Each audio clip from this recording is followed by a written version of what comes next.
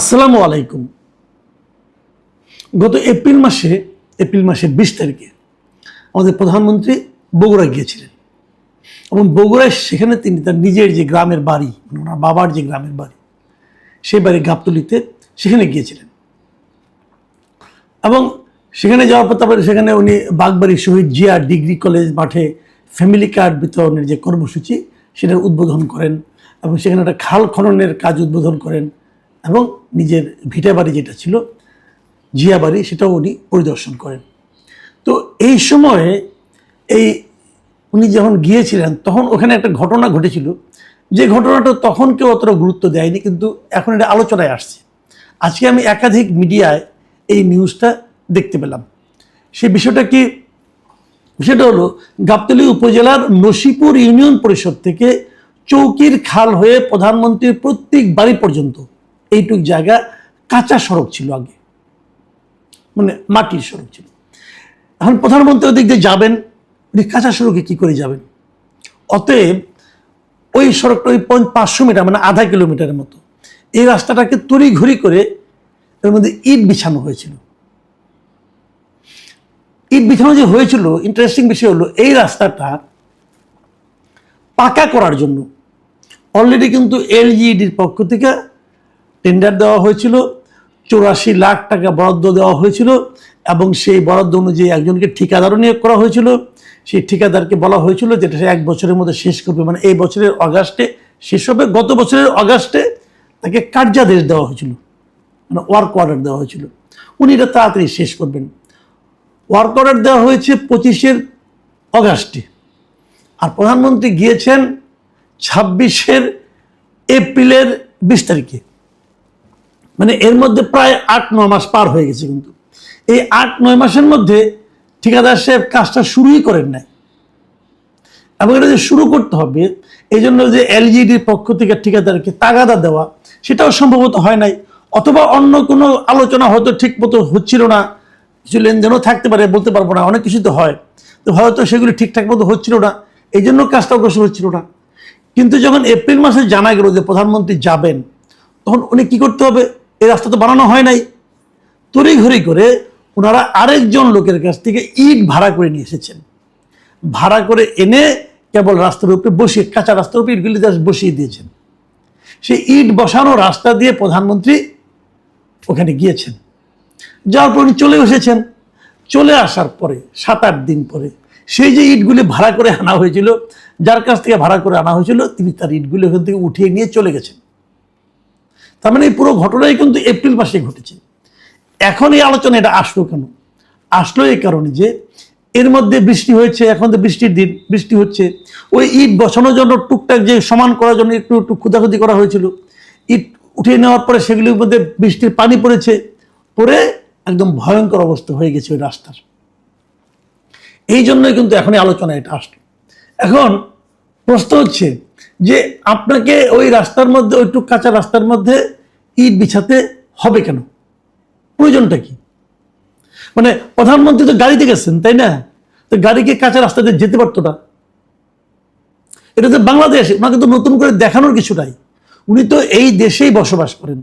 কয়েকদিন আগে নির্বাচন হয়ে গেল, এই নির্বাচনে উনি কি এরকম প্রত্যন্ত এলাকায় যান নাই? খারাপ রাস্তা দেখেন নাই? উনি কি এই বাংলাদেশের রাস্তাঘাটে আগে ঘুরেন নাই? আমরা তো দেখেছি 2001 সালে নির্বাচনে যখন বিএনপি ক্ষমতায় আসলো, তখন তো তারেক রহমান সাহেব উনি তো সারা দেশে ঘুরে বেড়েছেন। তো উনি কি দেশের অবস্থা জানেন না? দেশের কি অবস্থা? ওনারা চলে যাওয়ার পর আওয়ামী লীগ ক্ষমতায় এসেছে, তারপরে আপনার অন্তর্বর্তীকালীন সরকার ক্ষমতায় এসেছে, এইগুলির জন্য তো তারা কিছু মনে করবে না, ওটা ওই সরকারের দায়িত্ব ছিল। তো এই সময় তাকে নতুন করে বাংলাদেশকে সাজিয়ে গুছিয়ে দেখানোর তো কোনো প্রয়োজন নাই, যা ছিল সেটাই দেখেন। আর উনি তো এগুলো দেখতে চানও না। আপনি ওনাকে সাজিয়ে গুছিয়ে দেখাবেন, উনি কি চেয়েছেন, বলেছেন যে আমি যে জায়গাতে যাবো রাস্তা ফকফকা থাকতে হবে, যেটা আগের প্রধানমন্ত্রীরা করতেন? উনি যখন যাবেন ওর পুরো রাস্তা একদম একটা লোকও থাকা চলবে না, রাস্তার দুপাশেও লোকজন যেন কোনো রকম ভাবে ভিতরে না ঢুকতে পারে। এমনকি আমার তেমন অভিজ্ঞতা আছে যে প্রাইম মিনিস্টার যাবেন বলে ওই রাস্তার উপরে একটা ফুটওভার ব্রিজ ছিল, ফুটওভার ব্রিজে কাউকে উঠতে দেওয়া হতো না, দুই পাশের মানুষের জনজীবন স্তব্ধ হয়ে যেত।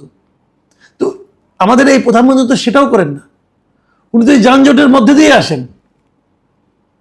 তো ওনার জন্য তো এগুলি রাস্তা বাড়ানোর নাটক করার কোনো দরকার নেই। উনি কি বলেছিলেন যে ওই রাস্তার মধ্যে ইট বিছাই দাও? এটা যে একটা সাময়িক কাজ, উনি কি বুঝেন নাই? এখন এটা একটা পয়েন্ট। দ্বিতীয় পয়েন্টটা হলো, দেখেন কার্যাদেশ পাওয়ার পরেও ঠিকাদার কাজটা করতে ঠিকমতো করতে পারলো না কেন? গত বছরের অগাস্টে পেয়েছে কাজ, তারপরে 9 মাস লাগে মাত্র 500 মিটার রাস্তা করতে। 500 মিটার রাস্তা করতে কয়দিন লাগার কথা ভাই? 1 মাসে তো এনাফ। তারপর তাকে 1 বছর টাইম দেওয়া হয়েছে, সে 9 মাসের মধ্যে কাজটা শুরুই করে নাই। এখন কবে শুরু করবে, কবে শেষ করবে? যদি এখন শুরু করে তাহলে তো অগাস্টের মধ্যে কাজ শেষ করতে হবে, সময় আছে মাত্র 2 মাস।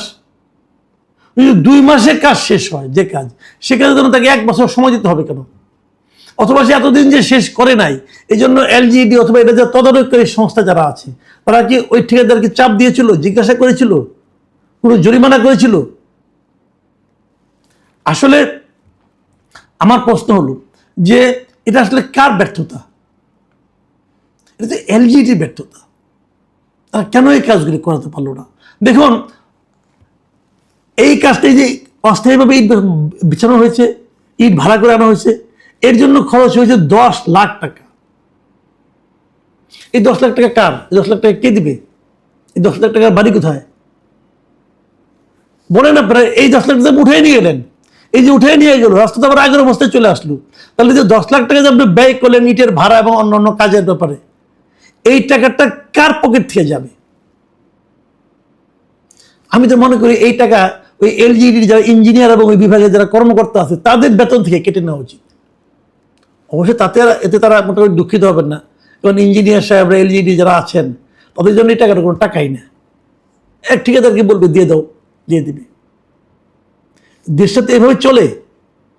এগুলো আগের সরকারের আমলে দেখেছি, এই সরকারের আমলেও দেখতে হবে।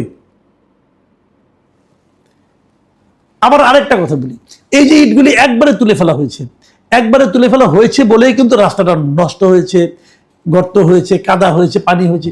পুরো ইটগুলি একবারে না তুললেও তো হতো। আপনি কিছুটা তুলতেন, রাস্তা বানাইতেন। আপনি তো রাস্তা তো একবারে পুরোটা হয় না, বানিয়ে বানিয়ে অগ্রসর হন, তাহলে তো মানুষের দুর্ভোগটা কম হতো। এখন কি হবে? ওই কাঁচা রাস্তা আগে মোটামুটি ছিল, মানুষ চলাচল করতো, কিন্তু এখন এইভাবে উঠিয়ে নেওয়ার কারণে মানুষের চলাচল আরো ক্ষতিগ্রস্ত হলো। তো এই যে বিষয়গুলো, এই বিষয়গুলো কিন্তু আমি মনে করি আমাদের খুব জরুরি ভিত্তিতে দেখা উচিত। একটা কথা আমি বলবো এখানে, যে আপনারা এই প্রধানমন্ত্রী নিজে থেকেই অনেক সময় বলেছেন যে তার জন্য যেন কোনো বাড়াবাড়ি কিছু করা না হয়।